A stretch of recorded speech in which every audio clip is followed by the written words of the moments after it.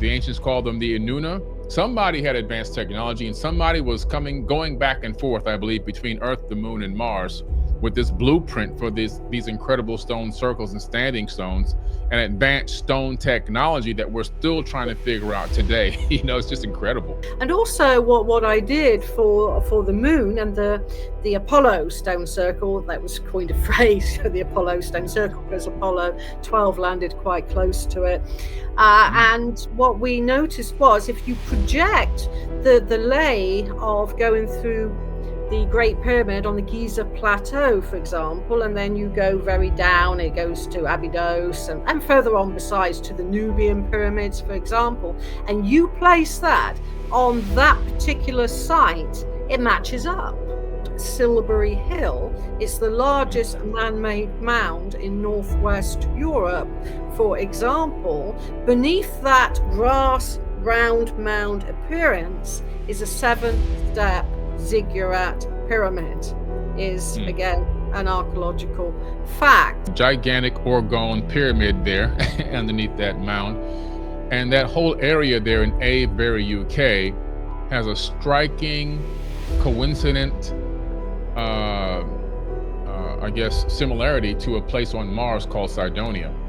So if you go to the European Space Agency website, right, you get the Cydonia map and you get the Avebury UK ordnance map and download it. You can overlay the two once you scale them, and they match with Silbury Hill and the other anomalies that have been man-made at Avebury. They perfectly align with the 5-sided pyramid and the face on Mars, and another structure they call the city at Cydonia on Mars. The moon, and it is Mars. And there's been a lot of talk at the moment about Mars and that very square shape that has been discovered and re-looked at, and we're investigating that at the moment. Boxes, I cannot fit in the boxes. Stop it. Quitting was never an option. Exhausted. This passion is never exhausted. And you cannot stop it. Nah, you cannot stop it.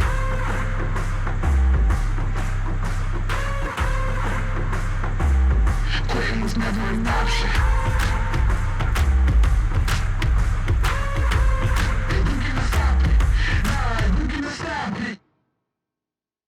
Hi, and welcome back to Forbidden Knowledge TV. I'm Billy Carson. Today's guest is the amazing Maria Wheatley. She's a renowned field researcher, author, and expert in ancient civilizations, specializing in megalithic structures, Earth's energies, and the hidden history of sacred sites. She has a deep understanding of ley lines and also the esoteric knowledge of the ancients. She has spent decades exploring and decoding the mysteries of places like Stonehenge, Avebury, and other prehistoric monuments. As the daughter of the late master dowser, Dennis Wheatley, Maria combines scientific research with ancient wisdom to uncover the lost secrets of our ancestors, making her the leading voice in the study of Earth's ancient past. Welcome to the show, Maria Wheatley. So Maria Wheatley, welcome to the Forbidden Knowledge podcast. Thanks for having me, Billy. Yes, it's been a while since I saw you. I think the last time I saw you in person was in Blackpool in the UK, if I'm correct. That's right. It was Blackpool and Manchester. I saw you last time in Manchester. Yes, that was the last time. Manchester, that's right. Yeah, great event. You did a phenomenal job speaking there. And by the way, congratulations on a lot of your recent success. I'm starting to see you pop up everywhere now. I recently saw that you did an interview with Regina Meredith at Gaia. How'd that go? Oh, that was amazing. She let me speak about the latest research to do with ancient sites. And she's a very good interviewer. So that was amazing. Yeah, she's one of the best. I mean, she literally does her research and she knows how to draw out of you exactly, what she wants, what she knows that the fans want to hear and that the listeners want to hear. And she also lets you speak. A lot of interviewers, sometimes they don't really let you make the point you're trying to make. And I think that she does a great job letting you speak. Yeah. Absolutely. So today we're going to talk a little bit about several things going on in the UK. And I'd like to hear any new research you have as well. But I want to start off with Stonehenge. I know that Stonehenge is a very enigmatic, incredible place. There's been a lot of incredible historic things that have happened there, a lot of eyewitness accounts of things that have happened there. Do you want to talk a little bit about Stonehenge and the alignments that you know of there, and maybe some of the parts of Stonehenge that people just don't hear about in the mainstream? Absolutely. I mean, my research has taken me down some corridors to reveal what I call the secret history of Stonehenge, which is the title of my latest book. For instance, Stonehenge is surrounded by what's called long barrows. Long barrows are the very early part of the Stonehenge story, and they contained a very enigmatic, long-lost civilization. And I discovered that these people had long skulls. They had elongated skulls, for example, and their femur bones showed that they were actually quite short. They were not the giants that many other researchers have seen. That's only part of the history. Furthermore, when I was researching at Oxford University, I often study there, the anthropologist reports suggested that their ears were set further back, almost like fey-like, fairy-like in some way. So that was the very first start of Stonehenge, with the long barrows. And in the journey of looking into those long barrows, I think I discovered what many people would have said by Lloyd Pye would be a star child. And Lloyd Pye was very famous. You probably have heard of him, Billy, and the claim of the star child, for instance. Well, I think I found the equivalent in the Stonehenge environs. I gave the antiquarian description because the mound had been covered up, so to speak, to the doctor that worked with Lloyd Pye, and he said, yes, there are similarities, but in this case, there was the whole skeleton, and it had a tail as well, and it was surrounded by long-headed people. This is unprecedented in the English landscape. So that was one of the most unusual burials. And what people don't know about Stonehenge, it went through various phases. So the phase that we're all familiar with, and your audience is familiar with, is called Stonehenge Phase 2.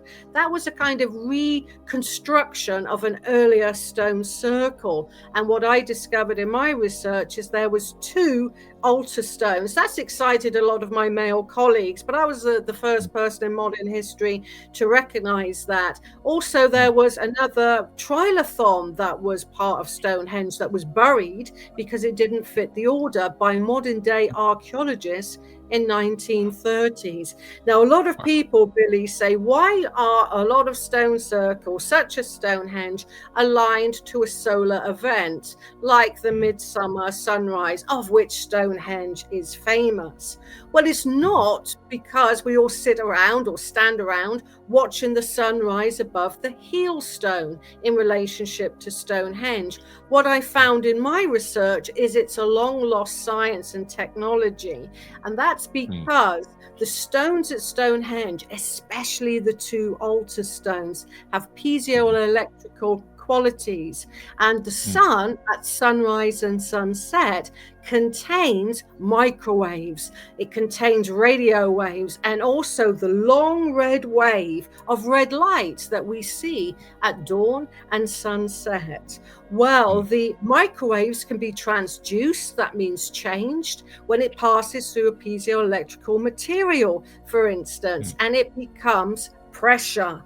Push pressure through an atmosphere like a stone, and it becomes ultrasound. So what's happening at Stonehenge is the light of the sun is creating ultrasound, which I have recorded at several ancient sites, for instance. So there's a lot going on. And today people think it's just a visual event. And ultrasound can be used in healing and various other applications. But what I think is the crux here is that the elongated skulled people who have that exceptionally long skull that I photographed numerous elongated skulled people. I think their hearing perception could be different to ours because their ears are set further back.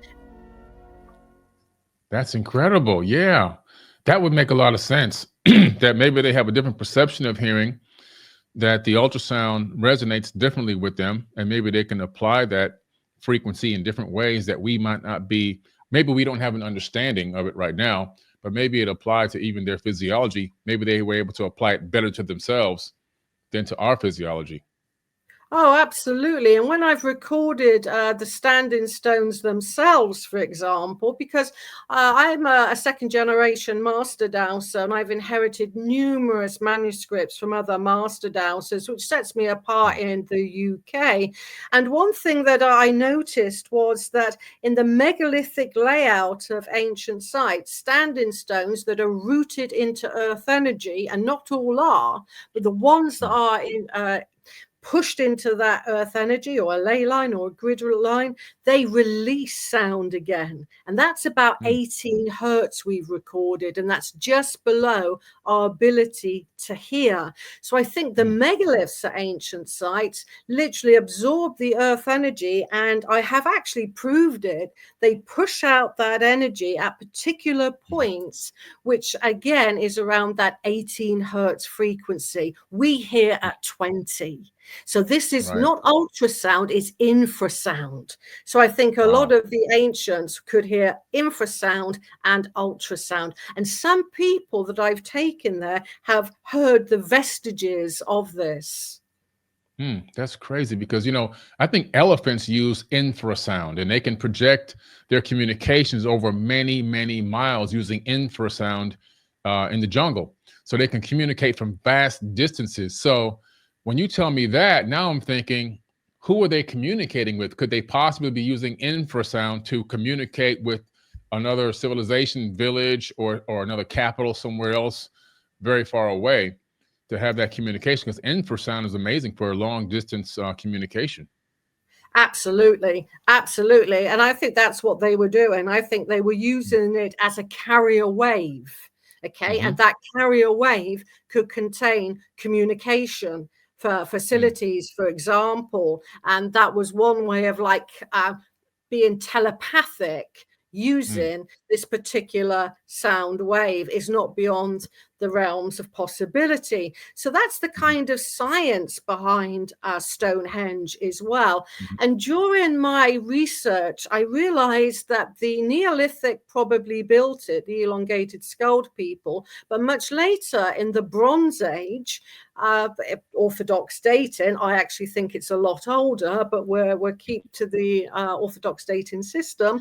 The much taller Bronze Age people came, and they were buried in the round barrows that male brick colleagues of mine have studied, but they're much later. And what they did to Stonehenge is quite phenomenal. They started to dismantle it and change it, and even change the entrance to it, is all in the archaeological record. So you had Stonehenge looking a particular way, and then archaeologists have always been baffled. Why did they change Stonehenge? Why did they uproot one of the stone circles and tinker with the design? It's because a different civilization, which were very, very tall, then started to redesign Stonehenge for their own particular identity.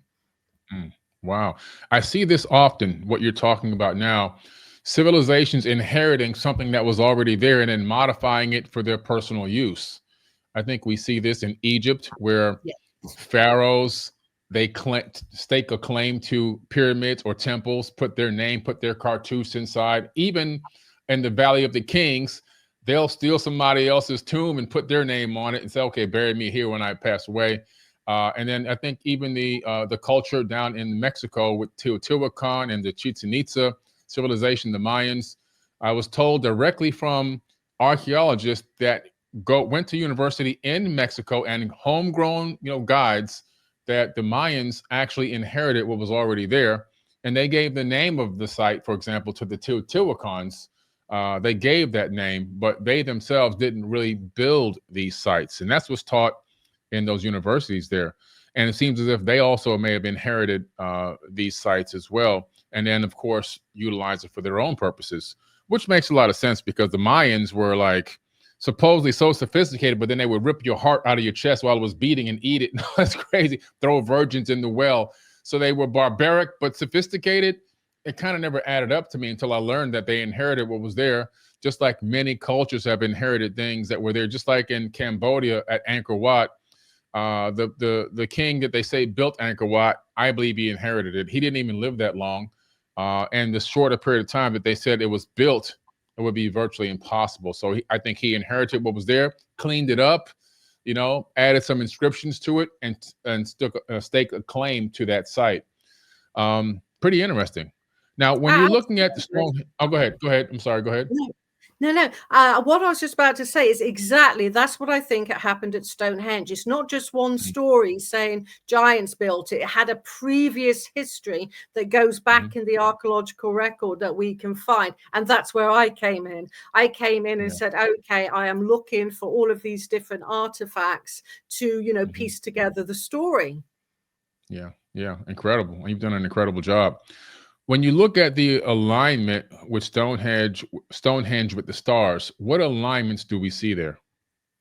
Right. Well, one alignment that happened during Stonehenge Phase 1, that's even earlier than the Stonehenge that we all are familiar with the giant trilithons, for example. Stonehenge Phase 1 was a ditch and a bank, which we call a henge, which was brilliant white. So imagine that Stonehenge originally was surrounded by a 10-foot wall of chalk. You could not see what was on the inside. For example, in my Dowsing and Earth Energy Legacy, I had the reports of Stonehenge from the 1940s from the custodian that worked there for 25 years. He was very well respected. He was at the dig of the Henge Bank with the Professor Atkinson, who was excavating and restoring Stonehenge with all of those photographs of him using cranes and chains to put up some of the stone settings. But Richard Atkinson told the world, Billy, the Henge Bank was built of just chalk rubble. That was his statement to the world. But what Tom Gorey saw was that, in fact, the Henge Bank, which is a huge bank with a ditch on the inside, was actually carved out almost laser-like of the chalk bedrock. People think those stones are in the earth. They're not. They're in solid chalk. So there was this massive bowl carved out almost laser-like. That's the henge that surrounded Stonehenge, and it had a white floor with 56 blue stones going around. Above that, exactly at midnight on the spring equinox, the star alignment, you asked about star alignments, was to Corona Borealis.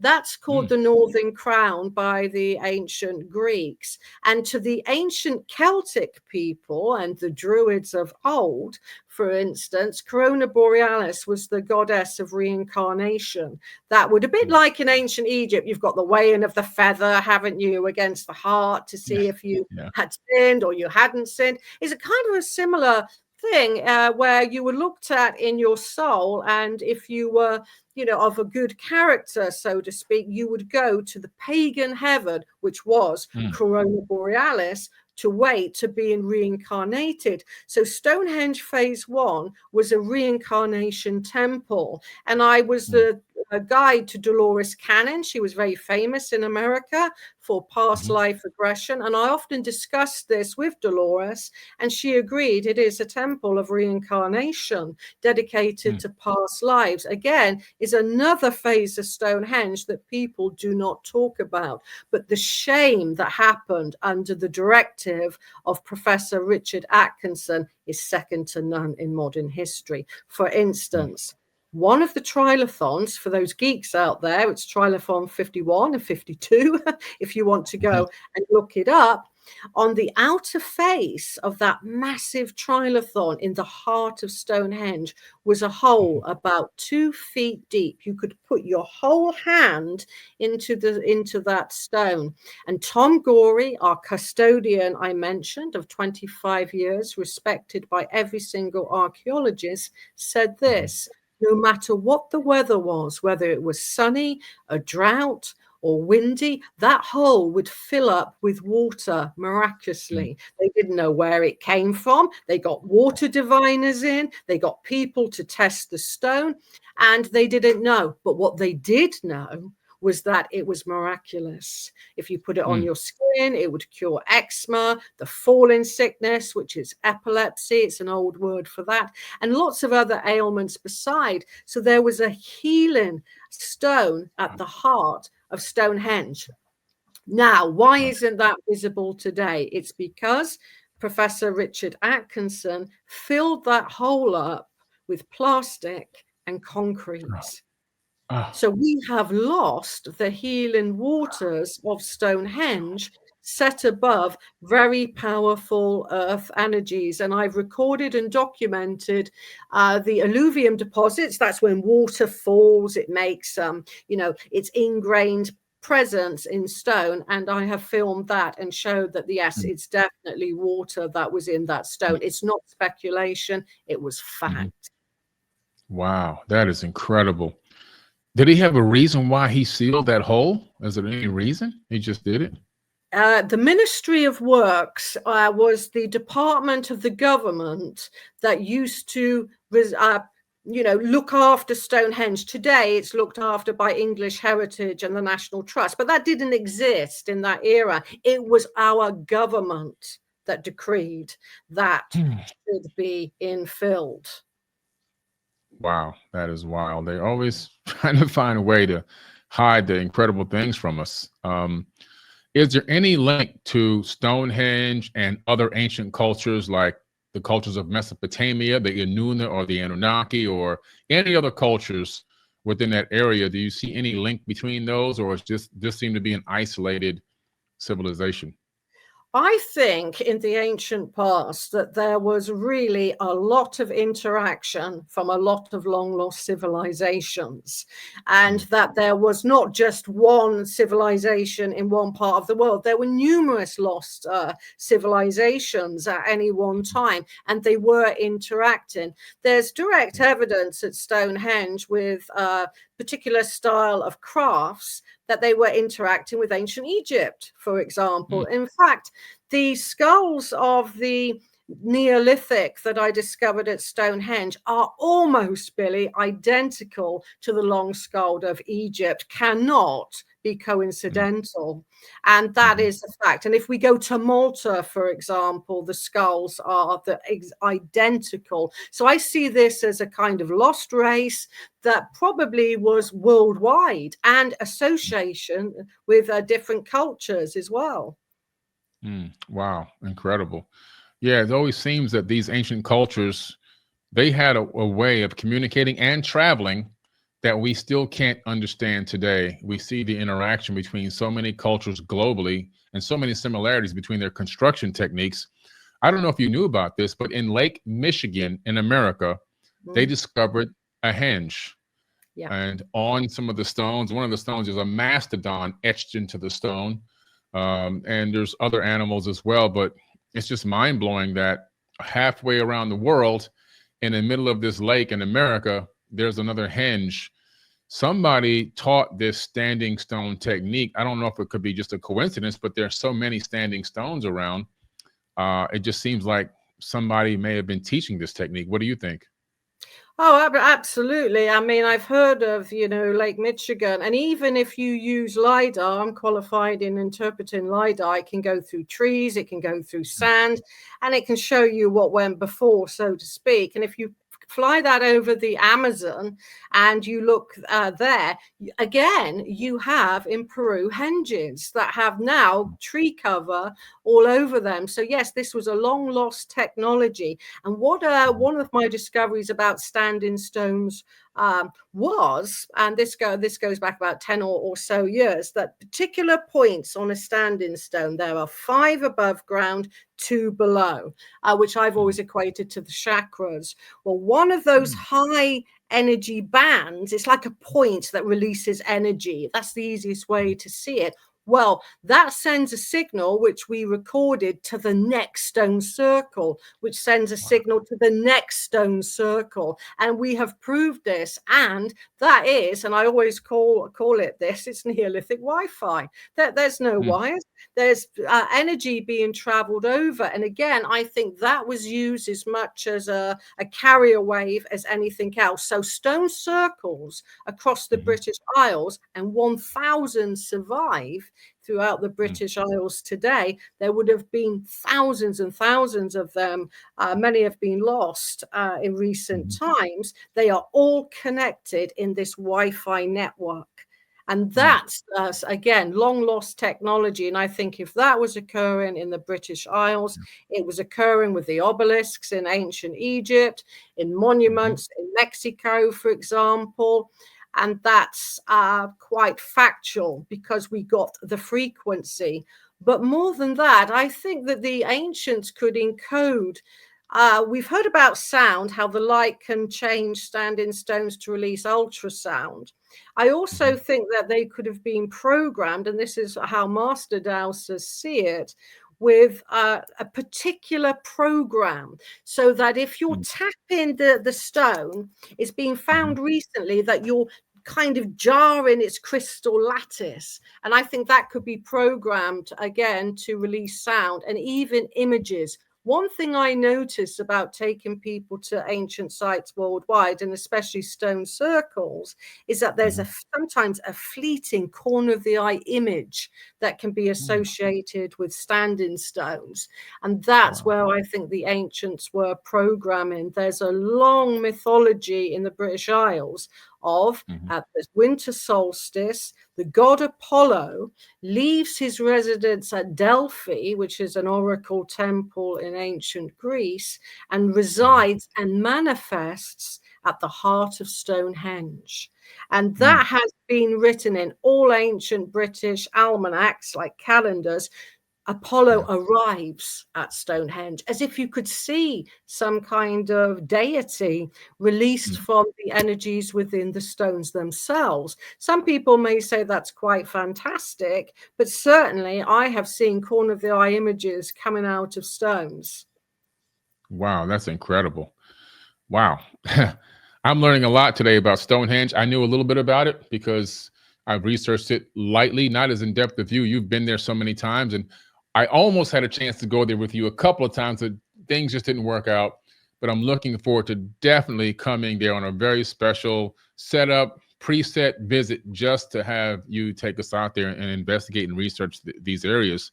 Do you think that they may have been able to utilize that energy for some type of technology, or other than communication and maybe these holographic images? Do you think there were any potential other uses for the energy besides healing? Also, I'm sure there was probably healing. Yeah, I think there was. I always say to people, Stonehenge is multifaceted. It's not one thing. It does a variety of different things, like most ancient sites do. And I think if the ancients could harness this, it's in the electromagnetic spectrum, for example, and it could be turned into, a different type of energy that was utilized. And I think they did that time and time again, because when we look at the sun, for example, it's said to release 7 colors of the electromagnetic spectrum, isn't it? From red through to violet, and people associate that with the chakras and particular properties associated with that. In dowsing terms, there are 13 colors of the sun that resonate. Each one can be a positive frequency or a negative frequency.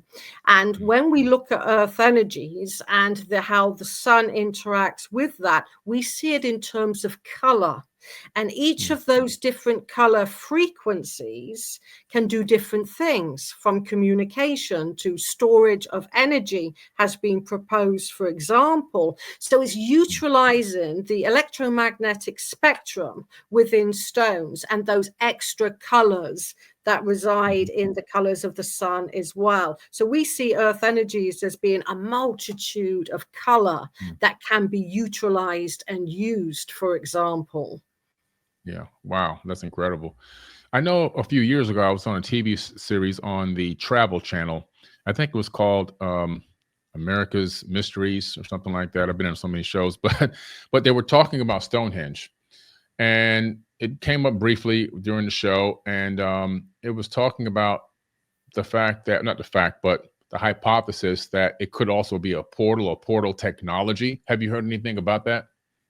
Yes, I was with on the History Channel with the UFO hunters many years ago, and we were looking into the fact of, portals and stargates and vortices, for instance, because one of the lesser known facts about Stonehenge that I've been purporting for, more than 15 years now, it is surrounded by 16 military sites.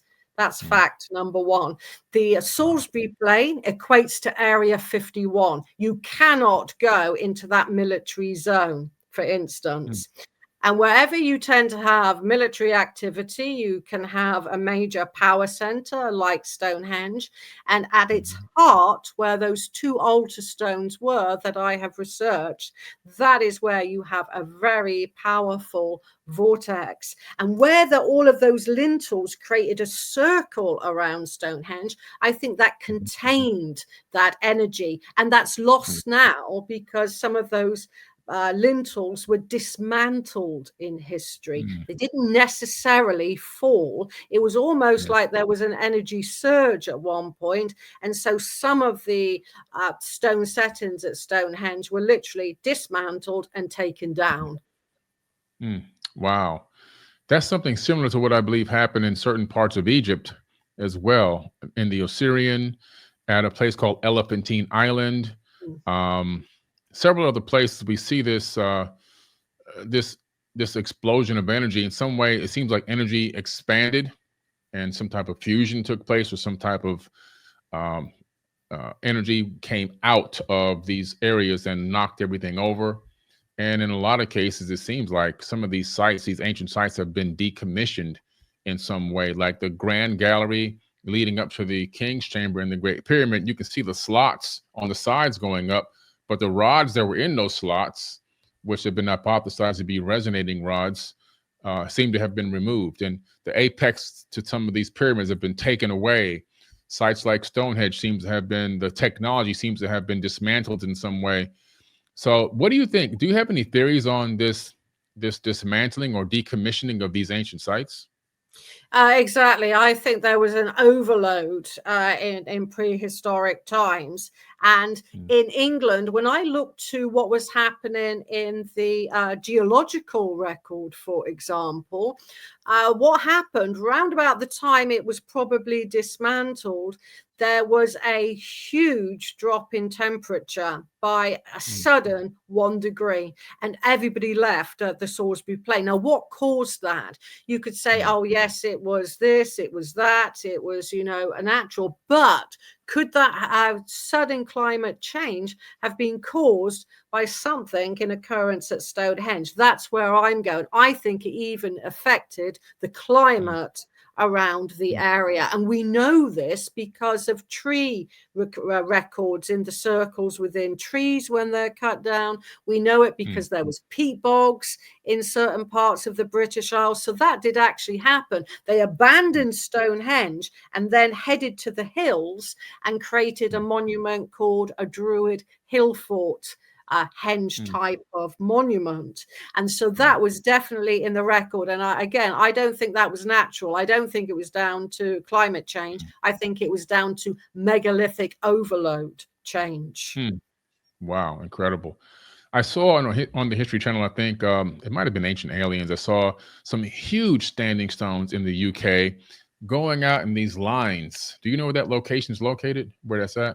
Yes, that's going to be in the north of England. They're called the Devil's Arrows. They were called the Devil's Arrows probably in the 16th century, because prior to that, they were called the Main Stones. 16th century went crazy with the witch trial hunts over here. Everything became the devil this, the devil that. Yes, they are very, very, very tall. And they are, I believe, part of a much larger avenue of stones, which I think were much bigger than what we see today. And the tallest monolith in the British Isles is not that far from those Devil's Arrows. It's called the Rudstone Monolith. That is huge, about 27 feet above ground and 27 feet below ground. In the Victorian era, around about the early 19th century, for example, they capped it it with lead. So at this moment in time, it's capped. And that's a strange, quirky fate for one of our largest producing energy stones to be capped. Yeah. With lead, they use lead. They Wow. use lead. Huh. And the same Yeah. as some of the powerful stones at Stonehenge, they are capped underneath themselves with lead, is a fact. That's interesting because when scientists and anthropologists and archaeologists come across different things, whether it's stones, building construction materials, or even bones, they will, if they have a higher than background level radiation signature, they will paint them in lead to keep the radiation in. This is in museums. Like if you go to the museum in America and there's bones there, sometimes those dinosaur bones are radioactive, so they paint them in lead to hide the radioactive signal or frequency. So I'm wondering if they are doing the same thing with lead on those stones to somehow block the energy from coming out. That's a really good point, and certainly one that I will investigate. That's quite inspiring. In all probability, I think so, because they were definitely trying to like calm these ancient sites down. Now, round about Orthodox dating, round about 1100 BC, some say 1500 BC, every single stone circle in the British Isles was abandoned. Okay, now that takes something really major to get you out of what you normally do. You know, it's like saying all of a sudden, nobody go shopping, nobody do this, nobody do that. And yet everybody just left and abandoned that. And I think, again, that was down to all of these stones, like I said earlier, in utter communication to one another. Like I said, I've proved the frequencies of that. So if one stone circle like Stonehenge starts to have a high frequency and a high resonance, it's going to affect every single stone circle across the British Isles, because they're all connected through their energy bands, for example. So what happens in one place, and Stonehenge was the spiritual capital of the British Isles, everybody went there from worldwide, as isotope teeth enamel tests have attested. And that's where I think the whole of the British Isles, megalithics across Ireland, across Scotland, were influenced by Stonehenge. Absolutely. I wonder, I just recently came back from Göbekli Tepe and Karahan Tepe, and I'm wondering if there's a connection between Stonehenge and those ancient sites, just because they are standing stones built. They're more like columns, but built in a circular fashion. Do you think there's any connection there? Oh, absolutely. I mean, a lot of people say, for example, that's the oldest site, 12,000 years old, has been mooted time and time again about those two ancient Turkish sites. But when we look to one particular monument in the British Isles called Silbury Hill, it's the largest man-made mound in Northwest Europe, for example. Beneath that grass round mound appearance is a 7-step ziggurat pyramid, is again an archaeological fact. And a colleague of mine who felt that there was a kind of extraterrestrial link to Silbury Hill and Turkey, some of the Turkish sites, for example, he had an independent carbon dating done, which from the inside of Silbury Hill. The archaeologist there, Jim Leary, is very famous for being the mound so-called expert. I don't think he's an expert, but there you go. That's what he purports. He took a sample, Billy, and my friend John Cowie took a sample. It came back, his sample, independently tested, 12,000 BC. So some of these sites in the British Isles have been misdated by Orthodox archaeology. And I was inspired by that because there's a direct ley line. I've been studying ley lines for 30 years now. There's a direct line to those sites. in Turkey cannot be coincidental. But more than that, if we imagine that Silbury Hill, this massive mound, is built in layers of organic material and non-organic, organic, non-organic, well, you've got the famous Wilhelm Reich orgone accumulator there. That's how it's been built on internally. And I purported that if you put a gold kind of staff in the top, if you will, a bit like what the pyramids were said to have contained gold on the top, for example, and you had this rod of gold or copper, any conductive material would suffice.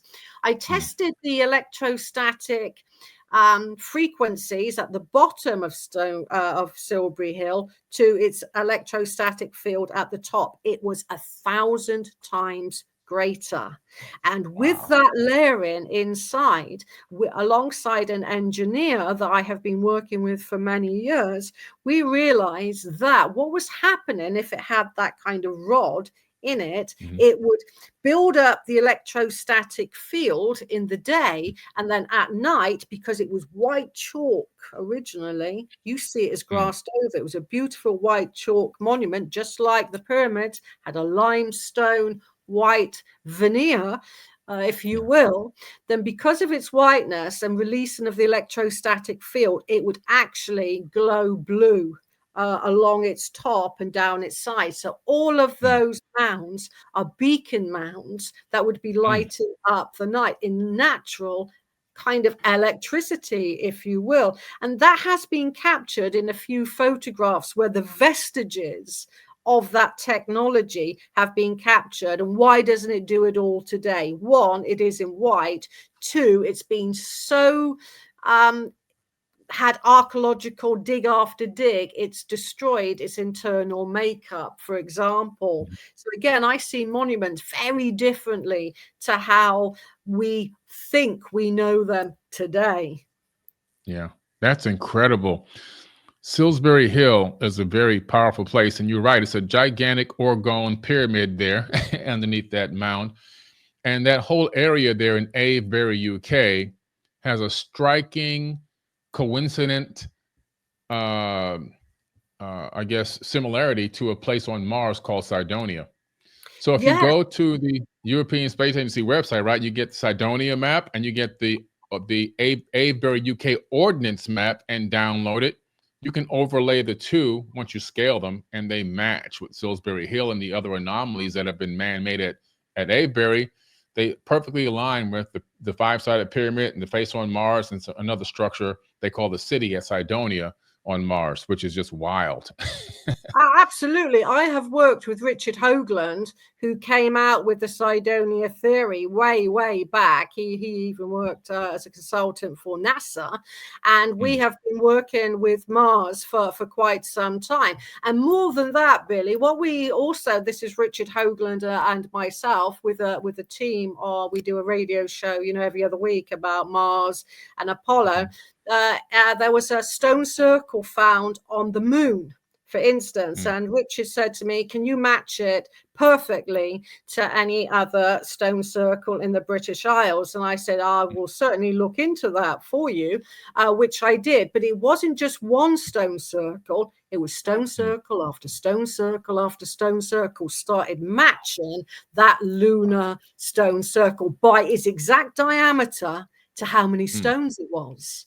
So I think that again, it's the moon and it is Mars. And there's been a lot of talk at the moment about Mars and that very square shape that has been discovered and re-looked at. And we're investigating that at the moment.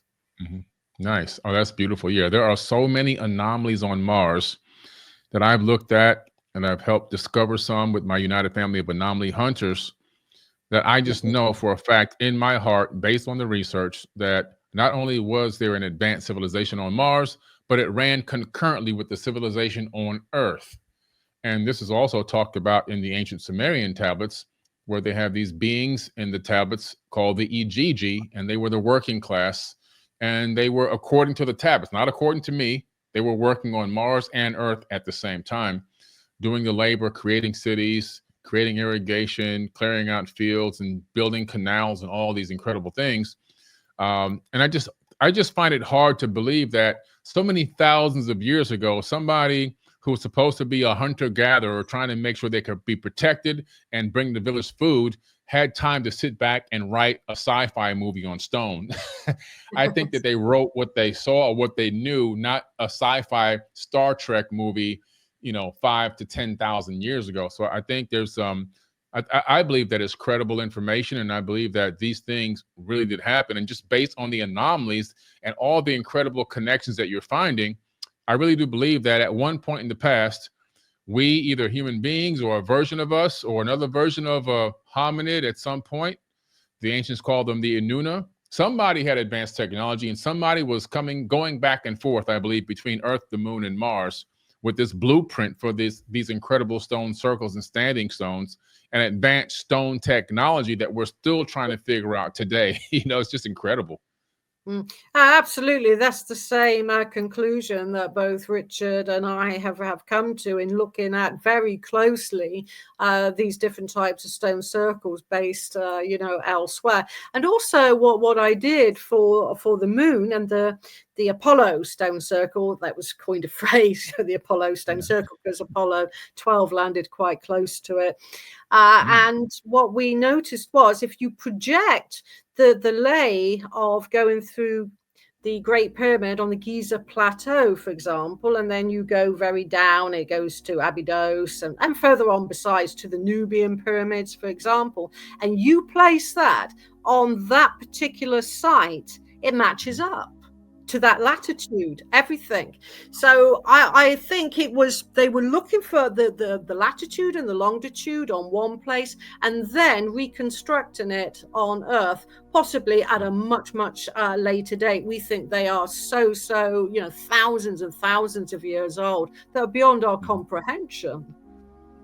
Yeah, absolutely. Wow, you've done a great job researching this information and a great service to humanity, because I really do believe that the secret to our future is hidden and locked in our past.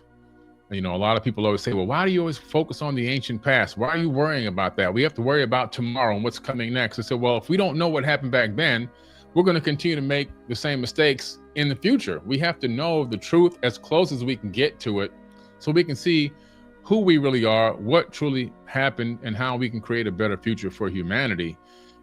So people like yourself, and I don't call you, I've heard somebody call you once one of the greatest female researchers in ancient civilizations. I'll call you one of the greatest female researchers in the world, but not just female, as a human being, you're one of the greatest. I mean, female is one title, but overall, as a person, I think there's no way a person can be a female and a man and you got to give them two different recognition levels. I think that you're at the very top with everyone else. Well, thank you very much. It's a bit of I suppose, like with you, Billy, I got in this from a very young age to try and solve a mystery. It was like this great mystery that I wanted to solve. And I'm sure your listeners are like that. And one thing that I did learn is that, no one author has all the answers. Together, we can all write the chapters of the past. And everybody contributes to that. And I always like to inspire listeners and saying, if you've got a passion, if you've got what you think is a key to unlocking that door of the past, then walk forward and start to unlock it, because these journeys take us to very many different countries and to look at amazing artifacts worldwide, as I'm sure you have done in your journey, Billy. Mm-hmm. Absolutely. Yeah. Isn't it so beautiful to travel the world and see these places and do the research in the field, like right there, live and in living color, not just from Google? I mean, how do you feel when you travel to these places? Well, what I really do love is it's stepping in the footsteps of the ancestors, those that went before. And just by physically touching those granite walls in the king's chamber, I'm touching that very same wall that my ancestors did. And it gives me a direct link to the past in psychometry, in attuning to the place, and into visionary realms as well. So that's what I like, literally stepping in their footsteps and asking, what happened, asking all of the questions and trying to answer them. I don't think I've answered all the questions that I've asked of the ancient world yet, but I'm still seeking answers to the kind of understanding of what really happened in the past, and to allow a narrative to be put forward. And I know you're a pioneer in this, Billy, and a narrative to be put forward that challenges orthodox archaeology from the get-go. Yes, absolutely. Absolutely. This has been an amazing podcast. I have to have you on more often because there's so much. You're a wealth of knowledge. Do you have any new projects or anything that anywhere people can find you, or anything where they can buy your book? Oh, absolutely. My new projects are ancient Egypt. I've discovered some things about the pyramids that I think have gone by unnoticed by other researchers, because I've got different talents to other researchers as well. And so that's going to be my next book. People can find me at my 2 websites. I teach a lot to do with dowsing and how to locate ley lines and earth energies from your home to ancient sites. And that website is esotericcollege.com. My travel platform, where I do lots of workshops, and I'll be coming to America, Stonehenge, on May the 17th and 18th. I've still got a few places left on that tour, and Chaco Canyon in October, because I love ancient America. You can find out more about that at the Avebury, Avebury, the Avebury Experience.co.uk. They're my 2 websites. Great. And we will link that in the caption of this video, and also in the audio, wherever it may be. And I might try to rendezvous with you when you get to America. And definitely, it would be great to do an in-person podcast with you as well. So I'm trying to coordinate that with you as well. Oh, absolutely. That would be a great pleasure, and I will look forward to that. Thank you for having me, Billy. And I've enjoyed this podcast with you here this evening in your day. All right. Thank you. And we have to get you on the schedule for one more American trip, and that's for the 4Bidden Conscious Awards, because you're one of the nominees in archaeology and research. Oh, wow. Yeah. So we'll work on that. We'll get you some emails and some information on that as well, and see if we can get you here for the award ceremony. Maria Wheatley, thank you for coming on. It's been incredible. We appreciate you, and we love your work. Keep on doing what you're doing. You're changing the world. Thank you.